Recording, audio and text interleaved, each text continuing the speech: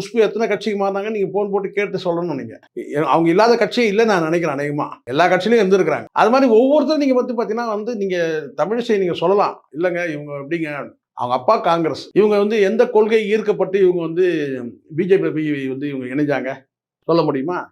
சொல்ல முடியாது. அப்போ தனி அடையாளமா எந்த இப்ப நீங்க ராதிகா எடுத்துங்க.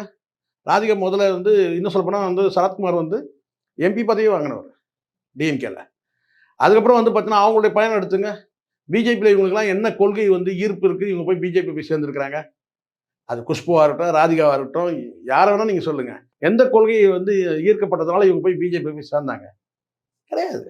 தேசிய கட்சி அதில் போனால் வந்து ஏதாவது பதவி கிடைக்குமான்றது அடிப்படையில் தான். இப்படி ஒரு வாரத்துக்கு முன்னாடி வந்து குஷ்பு வந்து கேட்டீங்கன்னா வந்து மோடியை கடுமையாக விமர்சனம் பண்ணுறாங்க. ஒரு வாரத்துக்கு முன்னாடி மயிலுக்கெல்லாம் சோறு போடுறாரு, மக்களுக்கு வந்து சோறு போடுறாருன்ற மாதிரி பேசுகிறாங்க.